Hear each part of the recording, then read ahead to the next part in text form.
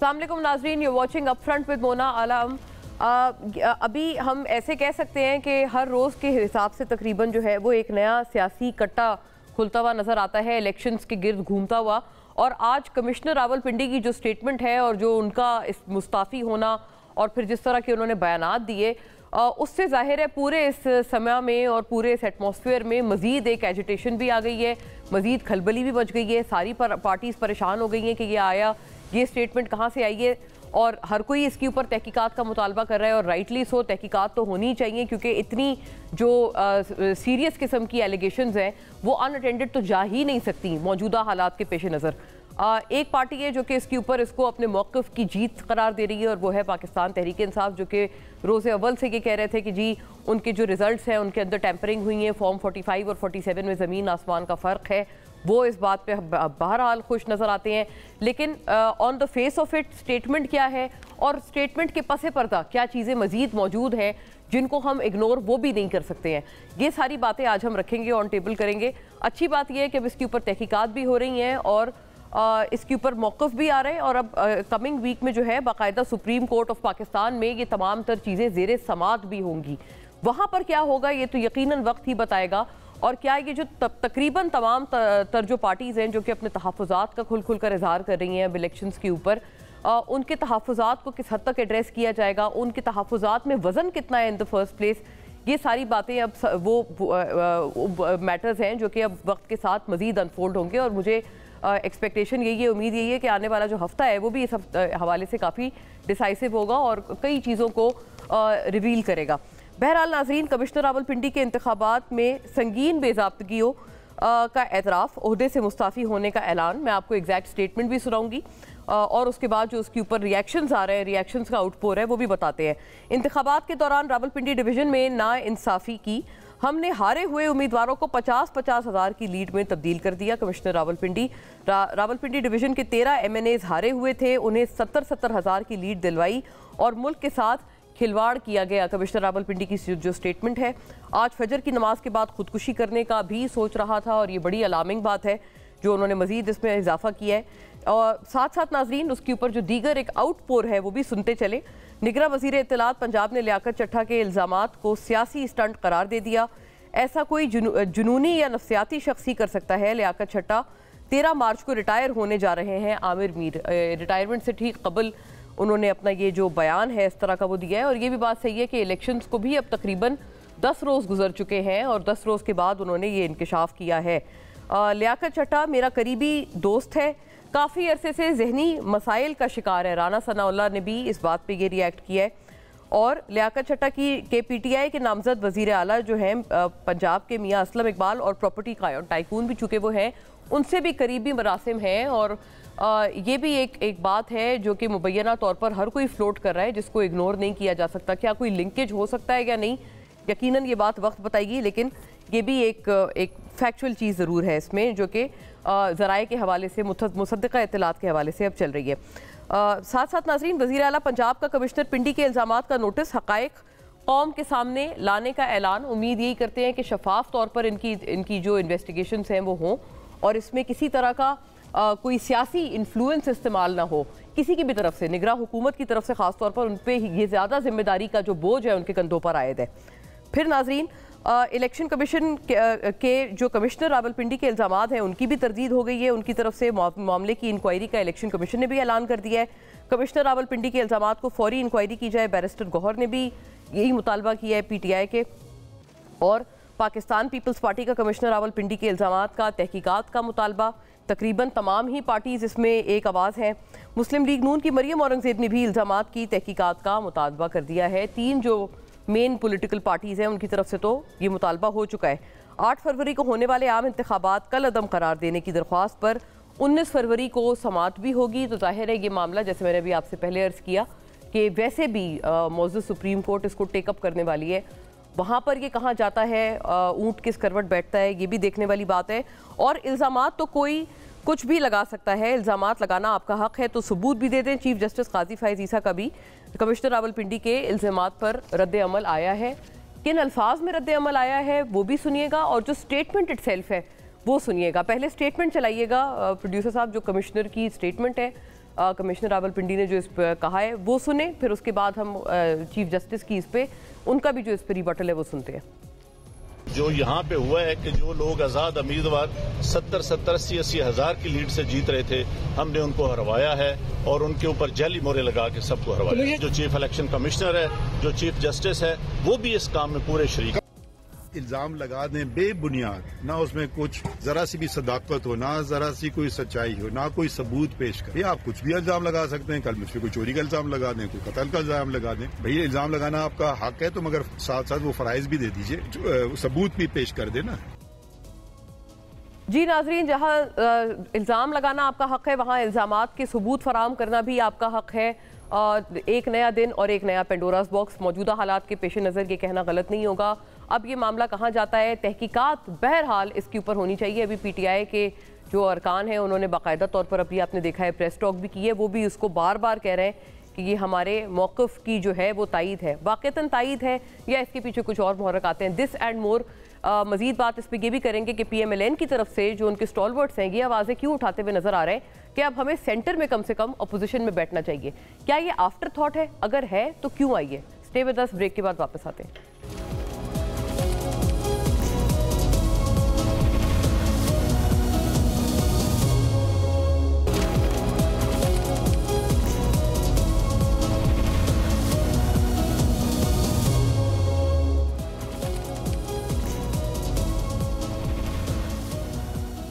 Very warm welcome नाजरीन। फौरी तौर पे इन तमाम मामलात पे जो हमारे मोअज़्ज़ज़ मेहमान हैं उनका मैं रुख करती हूँ और तमाम पार्टीज़ के पर्सपेक्टिव्स जानते हैं। और एक बड़ा अहम बयान दिया था ख्वाजा साद रफ़ीक साहब ने कभी कौमी असम्बली में सम ईयर्स अगो, जहाँ उन्होंने कहा था कि एक वक्त के हवाले से उन्होंने ख़बरदार किया था कौम को कि वो वक्त आएगा जब वज़ीर आज़म की जो कुर्सी है उसको लेके हर कोई घूम रहा होगा, लेकिन उस कुर्सी का दावेदार या उस कुर्सी को क्लेम करने वाला कोई नहीं होगा। कई लोग कह रहे हैं कि इस तरह के कोई शायद प्रेजेंट टाइम्स मौजूद हैं। हम चला लेते हैं वो शॉर्ट, फिर हम फौरी तौर पे मेहमानों से बात करते हैं। क्या उनके व्यू में ये वक्त आ चुका है या आने वाला है? वो वक्त आएगा इस मुल्क में, अफसोसनाक बात है कि वजारतें और वजारत उज़्मा प्लेट में लेके लोग फिरेंगे, लेने वाला कोई नहीं होगा। जी नाजरीन, फौरी तौर पे अपने मेहमानों का रुख करती हूँ और ये जो कमिश्नर के इल्ज़ामात हैं उनके हवाले से भी अब बात करते हैं। तहकीकात किस जानिब जाएंगी, ये भी सवाल पूछना ज़रूरी है। जनाब निहाल हाशमी मुझे ज्वाइन करते हैं पाकिस्तान मुस्लिम लीग नून से इस तमाम तर बहस में अपने पार्टी के बुलंदोबांग पर्सपेक्टिव्स के साथ। आपको बहुत खुश आमदीद निहाल साहब। जनाब सैयद हसन मुर्तज़ा नाजरीन हमें ज्वाइन करते हैं, पाकिस्तान पीपल्स पार्टी के स्टॉलवर्ट और तमाम तर मामले पे अपने पार्टी के जो बोल्ड व्यूज़ एंड पर्सपेक्टिव्स हैं उनके साथ। आपको भी बहुत खुश आमदीद हसन साहब। मेहरबानो कुरैशी साहिबा नाजरीन पाकिस्तान तहरीक इंसाफ से मुझे ज्वाइन करती हैं और तमाम तर मामले पे अपनी जो बहुत एक लर्नड राय है वो हमारे साथ रखेंगी। आपको भी बहुत बहुत खुश आमदीद मेहरबानो साहिबा। Pleasure hosting all of you. आपसे बात का मैं आगाज़ करती हूँ निहाल हाशमी साहब, चूँकि जो क्लिप चलाया है ख्वाजा साद रफ़ीक साहब आपके ही जमात में आपके ज़ाहिर कॉलीग हैं और आपकी जमात से बहुत सारी आवाज़ें उठ रही हैं।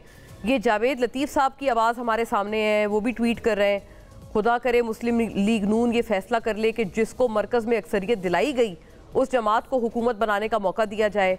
ख्वाजा साद रफ़ीक साहब भी यही बातें कर रहे हैं, वो भी ऐसी कुछ इसी आवाज़ मिलाते हुए नज़र आ रहे हैं कि जी no one has absolute majority in the present National Assembly, formation of federal government is the joint responsibility of all parties in the parliament, not the PMLN. Independent members supported by PTI should take the initiative, form a joint central government with the PPP. तो आप हार तस्लीम कर चुके हैं कि आप इक़्तिदार जो है आपको अवाम ने नहीं दिया है, क्या ये एक कबूलनामा है PMLN की तरफ से? सर बिस्मिल्लाहिर्रहमानिर्रहीम। जी नहीं, हम सियासी लोग हैं, हम हार तस्लीम नहीं करते, हम जद्दोजहद पे यकीन रखते हैं। हाँ, मगर मुझे तस्लीम है कि पाकिस्तान हार रहा है।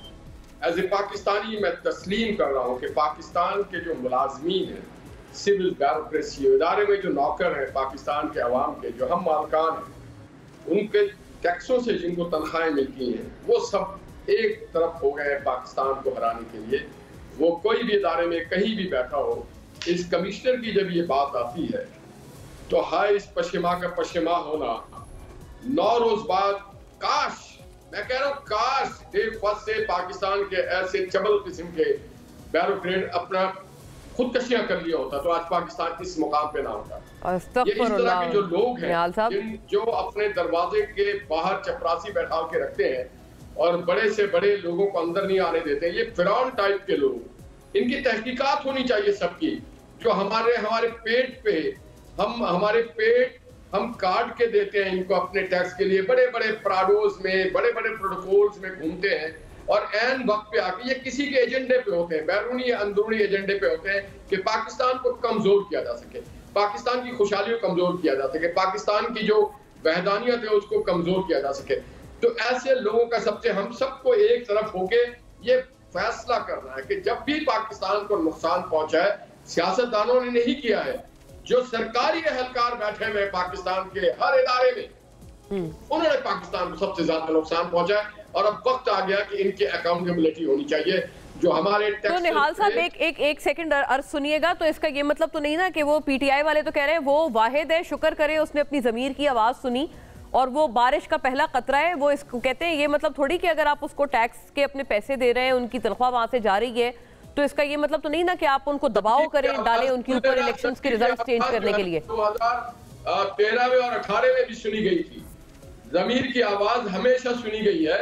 इस बार जो है ये जमीर की आवाज खुदकुशा हो गई, क्योंकि जितनी गुज़श्ता 10 सालों में मुझ समेत हमारी पार्टी ने सफर किया है, शायद ही किसी ने सफर किया हो, पूरी पार्टी अंदर रही और सिर्फ हम सफर करें कोई बात नहीं, इससे पाकिस्तान की मईशत, पाकिस्तान की माशरत मैं कह रहा हूँ वो सफर कर रही है, पाकिस्तान की सियासत सफर कर रही है।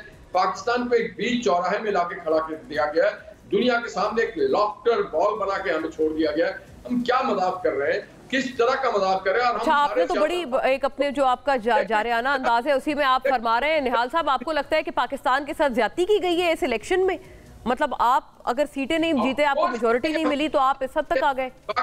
आप एक बात मुझे बताएं, जो 13 लोग हैं उनमें से कोई भी 25,000 वोटों से ज्यादा नहीं जीता। उनमें से एक अकील साहब भी है जिन्होंने गुलाम सरवर साहब को हराया है, बैरिस्टर अकील। तो वो तो आजाद जीते थे ना, वो तो किसी पार्टी के नहीं थे, हमारे साथ तो नहीं थे, वो तो आजाद जीते थे। तो इस तरह के जो कमिश्नर हैं, ये वही लोग हैं ना जो ज़कात बांट के फोटो खिंचवाते हैं। ये उस टाइप के कमिश्नर और डीसीज हैं जो ज़कात बांटते हैं हमारे पैसों का और फोटो खिंचवाते हैं लोगों के साथ। तो इन लोगों का एहतसाब होना चाहिए। पाकिस्तान 75 सालों से दिस इंग्लिश स्पीकिंग यूनियन जो है, इन्होंने तबाह और बर्बाद कर दिया हमें। बहुत आपने सख्त तरीन मौक़िफ़ इख्तियार किया है। आपने इस हद तक कहा है कि भाई खुदकुशी कर लेते खुदा ना खास्ता। हसन मुर्तजा साहब, आपको भी लग रहा है खिलवाड़ हो गया है? के लिए तो रद्दुल फैज होना चाहिए। ये लोग फैज के फैजियाब लोग हैं, ये फैज के फैजियाब। ये आपको इत्तलात के बिना पर कह रहे हैं, चूंकि इस तरह की स्टेटमेंट तो निहाल साहब मौलाना फजलुर रहमान साहब भी देख के पीछे हट गए। उन्होंने कहा मुझसे गलती से जनरल फैज का नाम निकल गया मुंह से। तो आपके पास कोई इत्तलात है सर निहाल साहब, या आप अंदाजा लगा रहे हैं? नहीं जनाब, मैं तो एक बात बता रहा हूँ कि काजी फैज ईसा साहब जो चीफ जस्टिस, उनका क्या काम है इलेक्शन से? जब उनका ये नाम लेता है तो इसके माने इसके पीछे फैजियाब होने वाली रद्दुल फसाद के बाद रद्दुल फैज भी होना चाहिए था। आज भी उन जगहों पे लोग बैठे हुए हैं जो पाकिस्तान को नुकसान पहुंचाने के लिए बैठे हुए हैं। अच्छा, बड़ी आपने अहम बातें कुछ की हैं। मुझे आपकी कहीं ये जमात का नया बयानिया तो नहीं है, क्योंकि ये तो बड़ी बहुत संगीन इल्जामात की फहरिस्त है जो आपने अभी आयद की है। हसन मुर्तजा साहब, आप इत्तेफाक करते हैं इस तवील फहरिस्त इल्जामात की जो है, क्योंकि पीपल्स पार्टी को भी जाहिर है सिंध के अलावा दीगर जगहों से ऐसा मैंडेट नहीं मिला, और ये दावत आप कबूल कर रहे हैं साद रफीक साहब की कि आप बना लें भाई पीटीआई के बैक्ड इंडिपेंडेंट्स के साथ आप और पीपल्स पार्टी हुकूमत बनाएं, उनको अपोजिशन में बैठने दें? बहुत शुक्रिया जी। देखिए, मुझे निहाल साहब की आवाज़ जो है वो ठीक से सुनाई नहीं दे रही थी और उनके लहजे से लग रहा था काफ़ी तल्ख, और वो कुछ बात कहने की कर रहे थे कोशिश, मैं पूरी तरह सुन नहीं पाया। जहाँ तक ताल्लुक़ है एक कमिश्नर साहब के बयान का, मैं उन्हें ज़ाती तौर पे जानता हूँ, हमारे पास सर्व किया है उन्होंने बहुत ज़्यादा फैसलाबाद के अंदर। अच्छा, भाइयों की तरह हैं, बड़े अच्छे ऑफिसर हैं, और उनके बारे में ये कहना कि उनकी ज़हनी जो हालत है वो दुरुस्त नहीं है और वो कोई ज़हनी मरीज़ हैं, ऐसी भी कोई बात नहीं है। मैं पिछले दिनों भी उनको मिल के आया हूँ किसी ज़ाती काम से, ये इलेक्शन से कोई 2 महीने पहले, और बड़ा हार्ड वर्किंग किस्म का बंदा है। उसने बड़ी मेहनत की है, जहाँ जहाँ वो रहा है उसने बहुत मेहनत से काम किया है। हसन साहब, अभी निहाल साहब ने तो बड़ा सख्त मौक़िफ़ इख्तियार किया है, वो ये भी कह रहे हैं कि उनको तो खुदकुशी कर लेनी चाहिए थी, और ऐसे लोगों का जो हमारे टैक्स पे पलते हैं उनका एहतसाब होना चाहिए, और ये सूट बूट में गाड़ियों में जो है अवाम के टैक्सों की घूमते हैं और फिर ये वाली बातें करते हैं। उन्होंने फिर फैज़याब होने का भी एक हवाला दिया है कि ये जो लोग हैं इनके वहाँ से लिंकेजेस हैं जो पाकिस्तान को वैसे ही एक एजेंडा लेकर डुबाना चाहते हैं। मतलब बड़े संगीन इल्ज़ामात लगाए निहाल साहब ने। देखिए, निहाल साहब का भी मैं बहुत एहतराम करता हूँ, बड़े प्यारे भाई हैं, बड़े हैं, सीनियर हैं, और उनके जज्बात की भी कदर करता हूँ। मैं उनसे इत्तफ़ाक़ इस हवाले से नहीं करता कि कोई चीज़ भी अगर चाहे इल्ज़ाम की सूरत में ही हो तो उसकी आला सतही तहकीकात होनी चाहिए, उस पर कमीशन बनना चाहिए। और जो लोग, मैं ख़ुद विक्टिम हूँ ना जी, मैं ख़ुद हारा हूँ, मुझे हराया गया है, मेरे बैलेट पेपर्स जो हैं वो जो है मैंने ख़ुद पकड़ कर दिए, फिर हमारे लोगों पे FIRs हुई। और जो RO है, आप देखें, एक RO, एक AC असिस्टेंट कमिश्नर RO है, ग्रेड 17 का ऑफिसर है, उसकी तैनाती पोस्टिंग MPS करवाते हैं, अपने हलकों में MPS लगवाते हैं कि मेरा AC फ़लाँ को लगा दें जी, और उसके ऑर्डर्स हो जाते हैं। आप उनसे क्या तवक्को करेंगे कि वो गैर जानिबदारी को यकीनी बनाएंगे, वो इंतखाबात की शफाफियत को यकीनी बनाएंगे। DC हमारा डिस्ट्रिक्ट रिटर्निंग ऑफिसर जो है वो एक DC है, ग्रेड 18 का ऑफिसर है। देखिए, जहाँ तक ROs का ताल्लुक़ होता था जुडिशरी से, वहाँ पे जैसे भी हो लोगों को ये इत्मीनान होता था कि सबके साथ बराबर ट्रीट होगा। अगर कोई हुआ भी तो किसी इंडिविजुअल के साथ कोई बेहतर हो गया तो हो गया। इस तरह की कोई नहीं है कि एक पॉलिसी होगी कि फ़लाँ को जिता दो, फ़लाँ को हरा दो। उनसे ये तवक्को नहीं की जाती थी। ठीक है, यानी वो कदरन बेहतर थे, लेकिन ये सवाल फिर मेहरबानो साहिबा से पूछना चाहिए। जी आप मुकम्मल कर लें। हाँ, मेरी गुजारिश सिर्फ इतनी है कि इस पे तहकीकात होनी चाहिए, और इलेक्शन का जैसे आपने कहा जी कि साद रफ़ीक साहब और दीगर ने ये कहा कि जी हम हुकूमत नहीं बना सकते और आप कोई और बना ले, तो जो सिंगल लार्जेस्ट पार्टी होती है गवर्नमेंट उससे ही फॉर्म करनी होती है। उस फॉर्मेशन में बाकियों को वो अपना अलाय बनाए, उनके तो साथ इस केस में हसन साहब वो पार्टी PTI है और वो या नहीं है आपके ख्याल में? देखिए, बज़ाहिर तो PTI ही है जी, और मैं समझता हूँ कि ये सिर्फ PTI के साथ नहीं, ये सबके साथ हुआ है। मैं पीपल्स पार्टी से हूँ जी, मेरे साथ भी हुआ है। तो मैं और मेरे एक पंजाब का बहुत बड़ा एक बड़े ओहदे पे एक छोटा आदमी बैठा हुआ जो अपनी निजी महफिलों में कहता था कि ये बड़ा बोलता है, मैंने इसको तो नहीं आने देना। अच्छा, मैं देखूंगा ये कैसे आएगा। कौन शख्स है वो हसन साहब? जैसे ये चीजें अनफोल्ड होंगी उसको आप एक्सपोज करें, कौन शख्स है? मैं आप ही के प्रोग्राम में बताऊंगा, मैं इंशाल्लाह बताऊंगा। चीजें अनफोल्ड हो रही हैं, खुद ब खुद आ रही हैं। मैं एक सियासी कारकुन हूँ और मैं नहीं चाहता कि मैं वो मेरे मुंह से निकले कि फलां आदमी मेरा मुखालिफ था। जैसे आज लियाकत चड्ढा साहब ने स्टेटमेंट दी है, आप देखेंगे वो उसका ज़मीर भी उसको झंझोड़ेगा और वो खुद से कहेगा कि मैं इसका जिम्मेदार हूँ। अच्छा, चीजें बहुत अहम बात आपने की है, ये ज़मीर को झंझोड़ने वाला सिलसिला जो है होंगी, ये आप आगे भी एक्सपेक्ट करते हैं चलेगा। मेहरबानो साहिबा। हाँ जी, और मैं समझता हूँ कि ये बड़ा खुश आइंद है कि आज भी इस सोसाइटी के अंदर कोई ऐसे लोग मौजूद हैं, कोई ऐसी सोच मौजूद है जो इस मुल्क के अंदर हमारी इस ख्वाहिश को, तो यानी आप की शफाफियत को आप भी इसको खुशाइन देखते हैं कि ये आज भी इस सिस्टम में मौजूद, ब्यूरोक्रेसी ने आवाज उठाई है, आप इसको खुशाइन देख रहे हैं। तो सिवाय मेरा ख्याल है गोया निहाल साहब के हर कोई इसको खुशाइन देख रहे हैं। निहाल साहब का बड़ा कि आज भी हमारी ब्यूरोक्रेसी में ऐसे बाज़मीर मेहरबानो साहिबा को मैं माइक दूं। जी हसन साहब, जी मैं आए, जी प्लीज गो अहेड। जी अस्सलाम वालेकुम। जी मैं तो बहुत ताज्जुब भी हो रहा है गुफ्तगू सुनकर, खुशी भी हो रही है, मगर थोड़ा दुख भी है। देखिए, आज जो सब ये बातें कर रहे हैं, चाहे ये नून लीग से हों या पीपल्स पार्टी से हों या जिस जमात से भी हों, अगर आज निहाल साहब ये कह रहे हैं कि ऑफिसर्स को इन्वेस्टिगेट होना चाहिए, और अगर PPP से हसन साहब ये कह रहे हैं कि आप इन RO से आपकी उम्मीद क्या थी, जब इनको तैनात ही MPS करते हैं तो आप इनसे बेहतर की तवक्को कैसे करते थे? तो जब हमने ये ये आवाज़ उठाई इलेक्शन से पहले, और जब हम सुप्रीम कोर्ट भी गए तो तब इन्होंने हमारी आवाज़ के साथ आवाज़ क्यों ना मिलाई?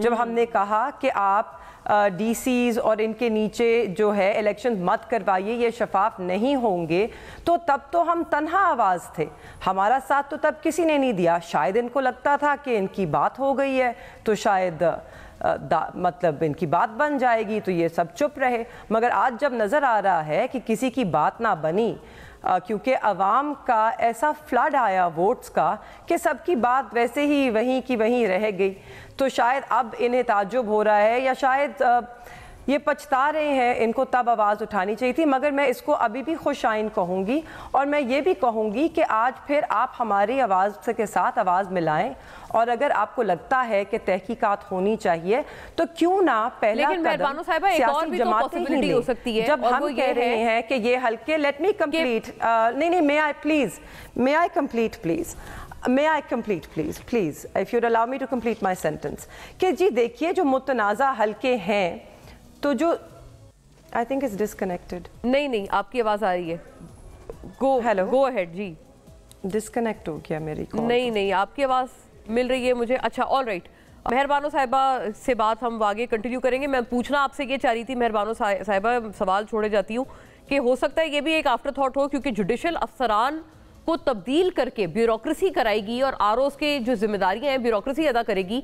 ये तब्दीली भी पीटीआई के दौरे हुकूमत में हुई थी, और पीटीआई ने ये बिल्कुल ये मैटर ऑफ फैक्ट है कि इस बात को उन्होंने लाहौर हाई कोर्ट लेकर गए थे, लेकिन जो तब्दीली की थी इन द फर्स्ट प्लेस और जुडिशल आरओज़ को हटाया था वो भी पीटीआई ने किया था। ये मैं आपसे पूछूंगी, बड़ा ज़रूरी सवाल है। आज आपको वही लोग याद आ रहे हैं। स्टे विद अस।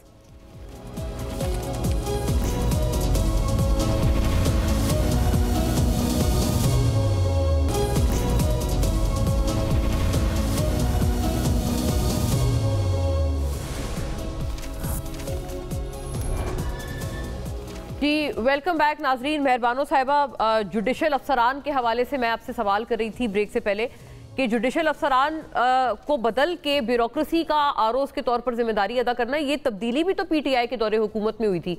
तो बेसिकली जब ये आपको सूट नहीं कर रही थी तब आपने ये मामला आप लाहौर हाई कोर्ट ले गए, वरना प्रोबेबली इंटेंशन तो आपकी भी यही थी कि जो एक इन्फ्लुएंस्ड ब्यूरोक्रेसी है उसके तहत इलेक्शंस करवाए जाए। और दूसरा, इसी कंटिन्यूटी में ये भी बता दें कि आपको क्यों लगता है कि पीएमएलएन ने अगर आपके खिलाफ रिगिंग, अपने हक में और आपके खिलाफ रिगिंग कराई है, तो अब वो आप ही को कह रहे हैं कि आप हुकूमत बना लें। ये चेंज ऑफ हार्ट क्यों हुआ है फिर पीएमएलएन का?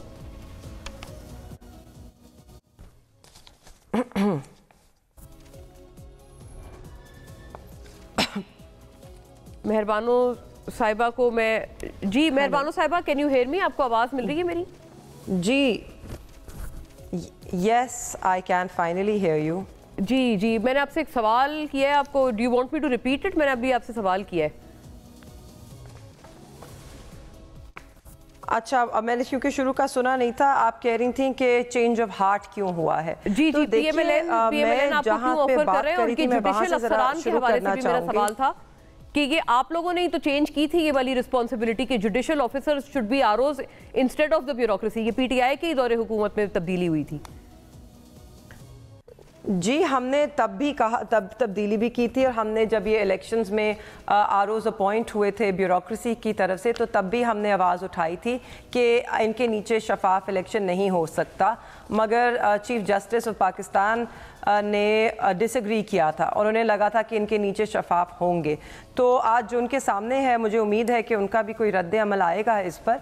मगर अफसोस इसी बात का था कि उस वक्त इन लोगों ने हमारी बात की तायीद नहीं की, हमारे साथ हमारी आवाज़ में आवाज़ नहीं मिलाई। तो आज ये हमें कह रहे हैं कि हम आके हुकूमत बना लें, तो जी बिल्कुल हम हुकूमत बनाने को बिल्कुल तैयार हैं। मगर आप पहले जो आपने अवाम के मैंडेट पर डाका डाला है, आप उसका जवाब दें, हिसाब दें।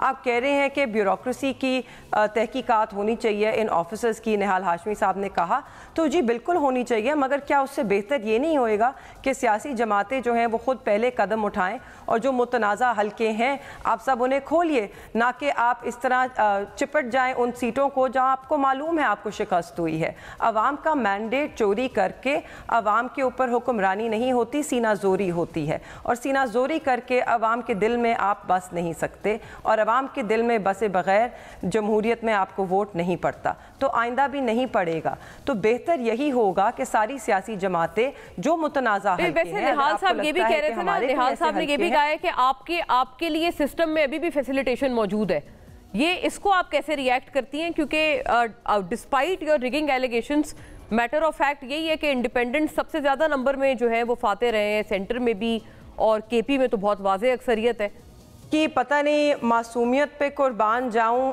या पता नहीं क्या कहूं, क्योंकि कहाँ फैसिलिटेशन हो रही है जी। हमारे चेयरमैन को 31 साल सज़ा, मेरे वालिद जो वाइस चेयरमैन है जमात के उन्हें 10 साल गैर कानूनी सज़ा, बाकी लीडरशिप हमारी जेलों में सड़ रही है, वर्कर हमारा आज तक जेलों में है। हमने पुरअमन एहतजाज की कॉल दी तो हमारे लोगों को गिरफ्तार किया गया, यहाँ तक कि सलमान अकरम राजा साहब जो एक नामवर शख्सियत है ना सिर्फ पाकिस्तान में, पूरे मुल्क में लीगल फ्रेटर्निटी में उनकी बड़ी इज्जत है, उन्हें गिरफ्तार किया गया। उसके फिर आप देखिए जिस इलेक्शन में जिस तरह हमने कैंपेन की, थानेदार SHOs आ जाते थे, हमारे लोगों को धमकियां देते थे, हमारे पोस्टर्स उतारे जाते थे, पूरी इलेक्शन कैंपेन में हमारे लोग गिरफ्तार होते रहे। तो मैं तो फिर दुआ करती हूं आप रद्द करेंगे, आप मिसालें दे देकर आपने रद्द किया है कि तरह हमेशा फैसिलिटेट करे। ठीक है, ऐसी फैसिलिटेशन तो फिर हर दफा मिले निहाल साहब। आई डोंट अंडरस्टैंड, इसलिए तो मैं कह रही हूँ उनकी साहिबा कह रही है भाई उनकी मासूमियत पे मैं कुर्बान जाऊं। अगर सिस्टम अभी भी आप समझते हैं सहूलतकारी कर रहा है PTI की, तो फिर ऐसी सहूलतकारी तो हर दफा मिले। जहां ना कैंपेन करने की आजादी थी, 31 साल की सजा है चेयरमैन को, और दीगर जमातें भी, आपने हसन मुर्तजा साहब की बात सुनी है निहाल साहब, वो ये कहते हैं कि जो रिगिंग हुई है ना, हर कोई कहता है हुई है, ये सारे कह रहे हैं, लेकिन कहते हैं जो हुई है वो आपके हक में हुई है और इनके खिलाफ हुई है। पंजाब में तो पीपल्स पार्टी बरमला ये कहती रही है कि सारा जो गेम था वो ब्यूरोक्रेसी ने आपके हक में फिक्स किया हुआ था। मोना 31 साल की, सॉरी मोना, मैं जस्ट ऐड इसमें ये जी मेहरबानों को है हमदर्दी के वोट, ये सहूलतकारी है। देखिए मैं वकील हूँ और आम अवामी आदमी, आप मुझे अच्छा हमदर्दियां दिलवाई हैं, ऑल राइट। जी अच्छा हाशमी साहब, फिर मैं कुछ ऐड कर दूं।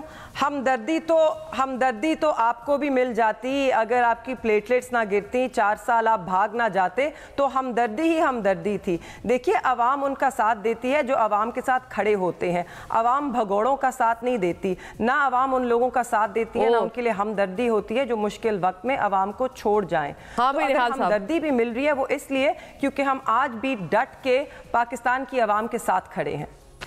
जी निहाल साहब, अच्छा कंप्लीट हो जाए तो मैं भी बात कर लूं। अवाम के साथ और नजरिया के साथ खड़ा होना ये बहुत अच्छी बात है, और ये सिर्फ मोहम्मद नवाज शरीफ साहब को मिला है।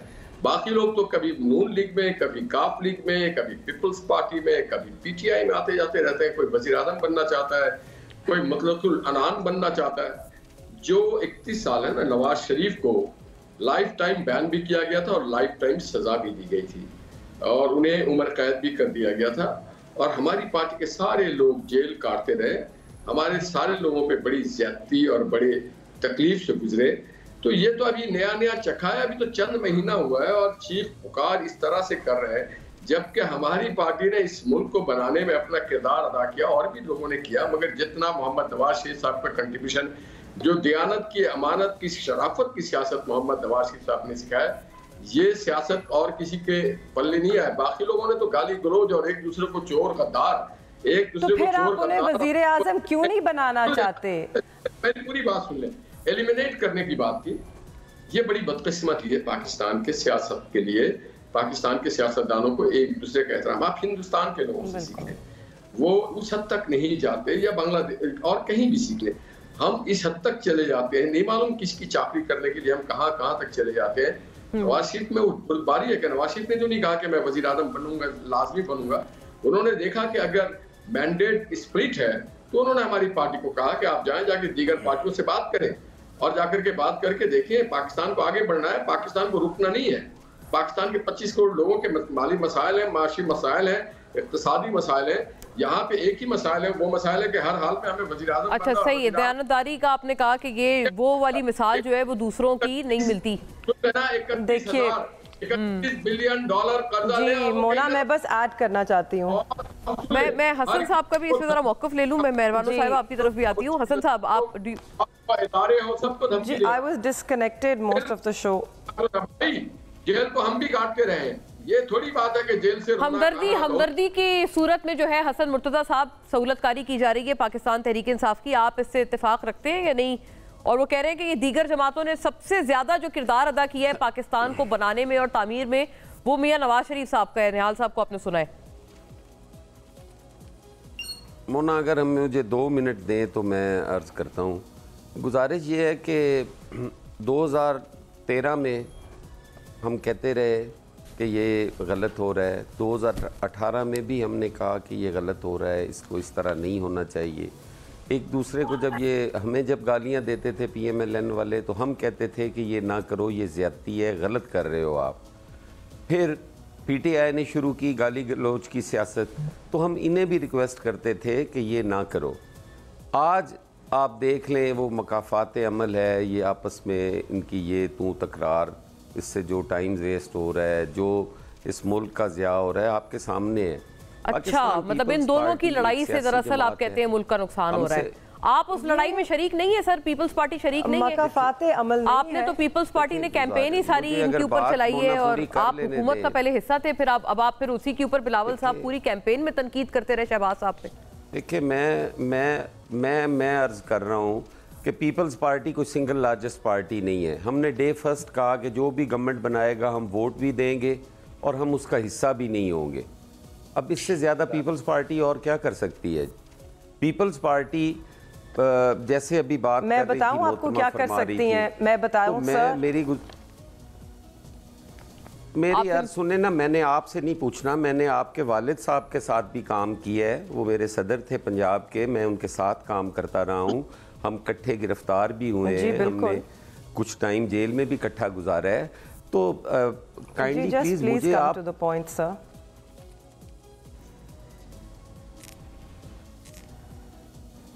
जी हसन साहब। ऑलराइट, मैं आई थिंक मेरा ऑडियो भी मेरी डिस्कनेक्ट हो गई हसन साहब की तरफ से और I am also being told unfortunately at this very time के मुझे क्लोजिंग कर दी। Thank you to the lady and gentleman. नाजरीन, काफ़ी एंगेजिंग डिबेट था ये। Wish it could have gone on further और हम थोड़े और पॉइंट्स ऐड करते, बट इंशाल्लाह सी यू अगेन। अल्लाह हाफिज़।